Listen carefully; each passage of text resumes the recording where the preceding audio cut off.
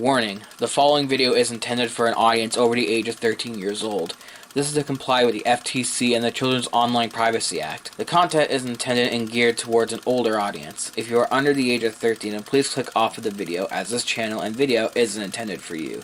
Now, enjoy the video.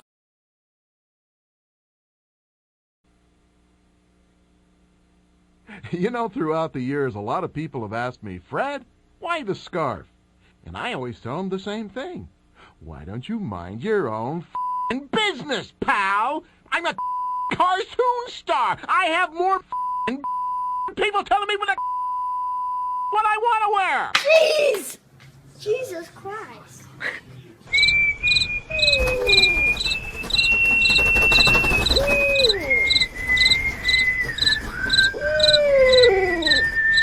Hey everyone, welcome to Lost Media Junkie, a channel where we look at media that has been lost to time. Now I know in my last video I posted over a month ago I said this. So what I'm going to be doing is I'm going to be doing a lot of videos to pass the time, so you will notice an influx of videos on this channel more than usual, which is good for you guys. Obviously that did not go 100% according to plan, and I got my reasons for that. Well, one main reason anyways. I struggled with what I should do next. This happens to me often, which is why you see a lot of spread between videos on not just this channel, but every channel I make videos on. Now, don't get me wrong, I got plenty of material to work with. Hell, the Lost Media Wiki has literally pages and pages of stuff for me to work with, so I'm all good there. It's just, it's hard to find a piece of media I'm 100% like, yeah, let's fucking do it. But when I find that piece of media that does that, you bet I will make a video on it. Today, that's exactly what I'll be doing. This piece of media is actually from the cartoon TV channel Cartoon Network. This channel began in the early 1990s after multi-billionaire Ted Turner and his company Turner Studios bought MGM, only to sell it back 74 days later due to being in debt. But in the deal, they got to keep the rights to MGM's cartoon library. Fast forward to 1991, Ted Turner also buys the rights to Hanna-Barbera. This now gives him over 8,500 hours of cartoons, and with this, he decides to create a 24-hour cartoon channel and called it Cartoon Network. By the mid-90s, this channel took off like a rocket and started airing original content, which featured shows like Dexter's Laboratory, Johnny Bravo, Cow and Chicken, and the Powerpuff Girls. More shows came out over the years, and even today they are still a cartoon powerhouse. I missed some other details about the channel, but this is not a video about the history of Cartoon Network. They got videos on YouTube. I recommend Animat's series on the history of Cartoon Network if you want to know everything about the channel. But the show we will be looking at is a show that aired in the early to mid 90s, and it is one I never even heard of until a fan recommended it to me via my personal Facebook, and that is a show called The Moxy Show. The first thing I have to say about The Moxy Show is... The second thing is, this has to be the most bizarre Cartoon Network show that I've ever seen. I mean, from the little footage we have of it, it appears to blend both CG animation and live action, which considering this first aired in the early 90s, even predating Toy Story, that is pretty shocking to see. What's even more shocking is, considering when it came out, it doesn't look that bad. Yes, it hasn't aged that well, but for 1993, this is pretty impressive. However, enough about the animation. What is the show even about? Well, aside from it being the first original Cartoon Network show, technically, The Moxy Show is about a dog and later on a flea, which they then changed the name of the show to The Moxy and Flea Show. The show centers around these two, but honestly, due to once again the lack of footage as well as information on the show, it is hard to really piece a proper synopsis of the show together, but I am going to try to piece something together at least. So in the pilot, which is on YouTube thanks to a YouTube channel called the Collective Animation Archive, we get 17 minutes of shit that makes no goddamn sense. We got Moxy and Flea. By the way, Flea in this pilot is voiced by Chris Rock of all people. They change his voice later in the show though. Anyway, so Moxy and Flea appear to be driving a convertible, and some of the animations with this car is terrible. It appears to be mostly B footage with the characters animated into the car, and well, it works I guess. Barely, but yeah, whatever. Anyways, this pilot is about a crazy virus that is thrown upon a planet. Ooh, that's bad timing, I apologize for that. But this virus is a hair-losing virus that makes everyone's hair fall out, and in order to stop it, these monkeys, who I'm assuming are the species that inhabit this planet, have to go to Earth and abduct Moxy to suck his hair growth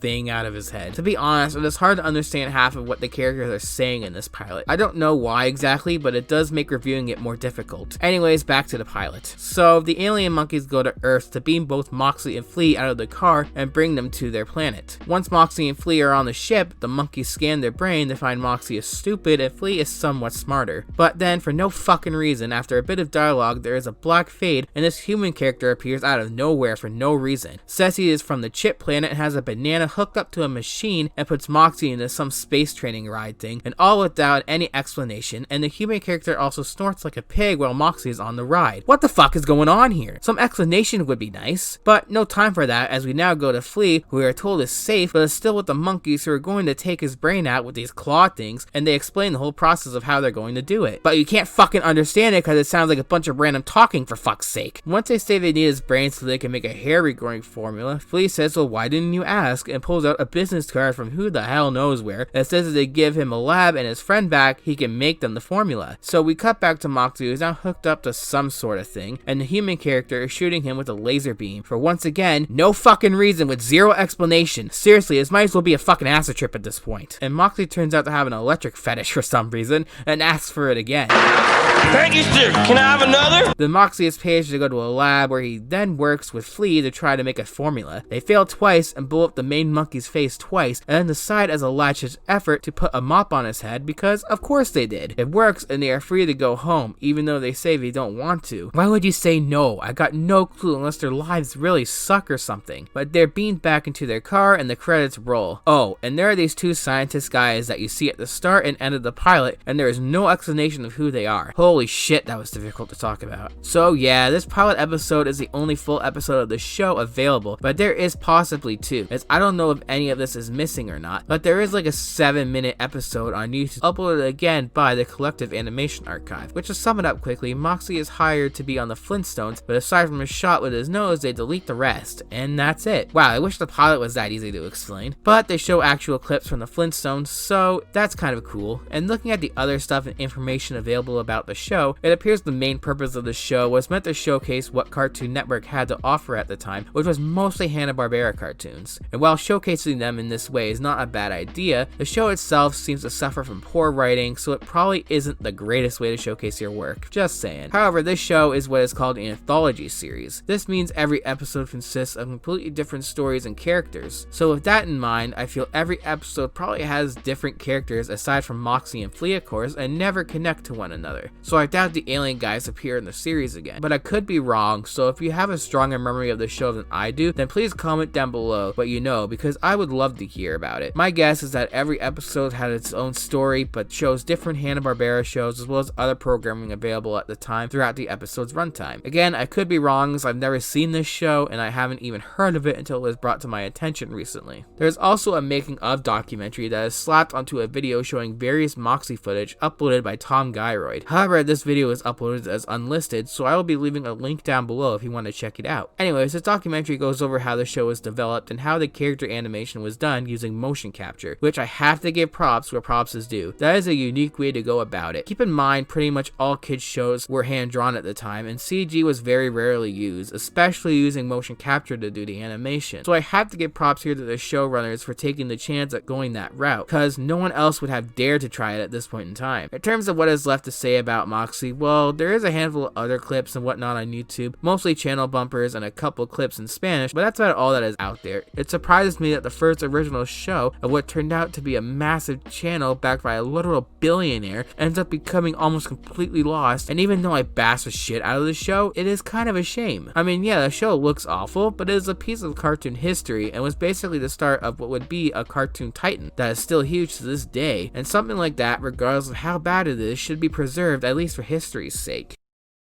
There was one other interesting thing though. In a more recent show on Cartoon Network called OKKO, in the episode titled Crossover Nexus, they feature several Cartoon Network characters of new and old, and one of the characters to make an appearance is Moxy himself. This is the last character I would expect to see in something like this, so I got nothing but props and respect for the creators behind this show for making such a bold move. This is a cartoon character that very few people even know about, and you decide regardless to put him in as a cameo. Even though it was brief, that is still pretty cool, and I couldn't appreciate that anymore if I tried.